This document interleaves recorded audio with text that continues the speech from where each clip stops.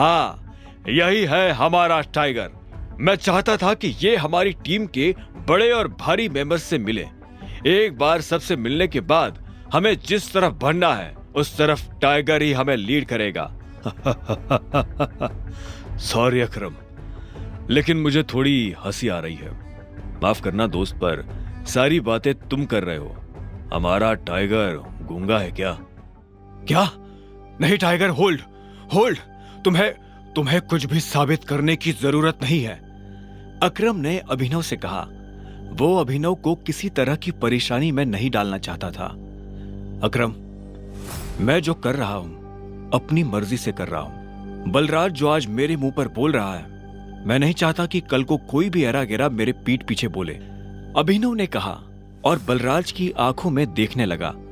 जब अकरम ने अभिनव की आंखों में संजय जैसे तेवर देखे तो उसने गहरी सांस ली और सब ऊपर वाले के भरोसे छोड़ दिया। लगभग 1 घंटे के बाद बलराज अभिनव और अकरम के साथ अपनी प्राइवेट अरीना में आ गया था। ये वही अरीना थी जहां पर बलराज अक्सर लड़ाई किया करता था। तो अकरम मियां, किस पर दाव लगाओगे, मैं या ये? बेवकूफी भरा सवाल है बलराज। टाइगर के होते हुए किसी और पर दाव लगाया जा सकता है क्या? अकरम ने जवाब दिया।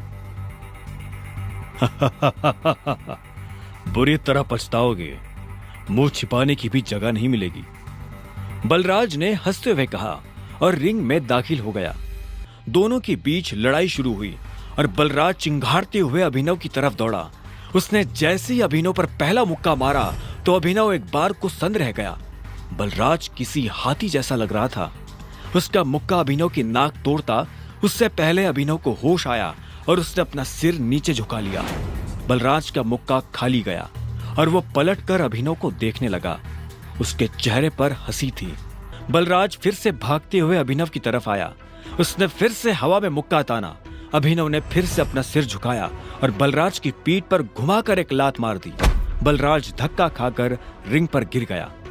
इधर अभिनव दूसरे कोने में खड़ा हो गया था। बलराज को इस बार गुस्सा आया।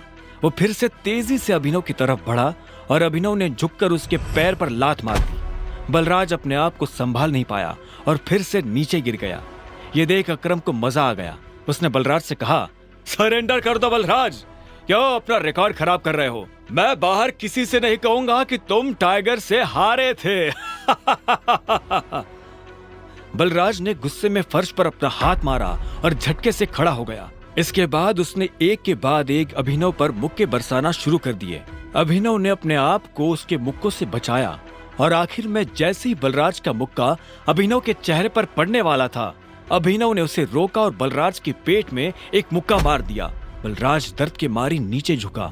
इतने में अभिनव ने बलराज के पीछे आकर अपने दोनों हाथ उसकी कमर में कसे और उसे हवा में उठा दिया। ये देख अकरम का मुंह खुला का खुला रह गया था। आखिर में अभिनव ने बलराज को एक पल के लिए हवा में थामा और फिर उल्टा पटक दिया। बलराज के मुंह से चीख निकल गई। ये कहां से सीखा?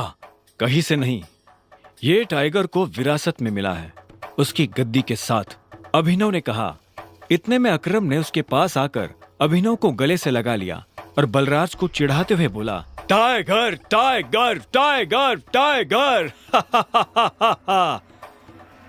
बलराज की कमर में मोच आई थी, पर उसने हंसते हुए अभिनव से कहा, चलो शराब पीते हैं, आज की पार्टी मेरी तरफ से।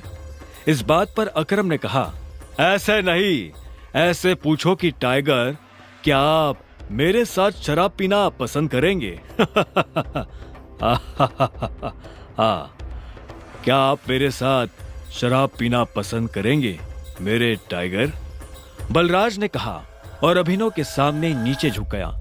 अभिनव ने मुस्कुराते हुए बलराज को उसके कंधे से पकड़कर ऊपर उठाया और बोला, क्यों नहीं। ठीक इसी वक्त अभिनव का फोन बज उठा। उसने देखा अनन्या का फोन था। हाँ अनन्या, मेरे मम्मी पापा वापस आ गए हैं। जो कुछ भी हुआ उसके बारे में उन्हें पता चल चुका है। वो तुमसे मिलना चाहते हैं। तुम अभी के अभी मेरे दादाजी वाले घर आओ। अभिनव ने फोन जेब में डाला। इतने में अकरम उसके पास आया और बोला, क्या हुआ, सब ठीक है? हाँ अकरम, सॉरी बलराज, लेकिन मैं तुम्हारे साथ नहीं आ पाऊंगा। मुझे अभी अपने ससुराल जाना पड़ेगा। मेरे सास ससुर आए हुए हैं। ससुराल? तुमने शादी कब की? बलराज ने चौंकते हुए कहा। लंबी कहानी है, फिर कभी बताऊंगा, अभिनव ने जवाब दिया। बलराज ने आगे कहा, वैसे अकरम, हमें मोंटी को बुलाकर बता देना चाहिए कि नहीं, अभी नहीं। जब तक चीजें साफ नहीं हो जाती तब तक किसी को भी भनक नहीं लगनी चाहिए कि टाइगर लौट आया है। मोंटी जो कर रहा है उसे करने दो, अकरम ने कहा। इतने में अभिनव ने कहा, चलो मैं निकलता हूं। अकरम, तुम्हें याद है ना, मुझे कल से एक नई नौकरी। हाँ, तुम कल ऑफिस आ जाओ, मैं अपने सेक्रेटरी को बोल दूंगा, तुम्हारा काम हो जाएगा।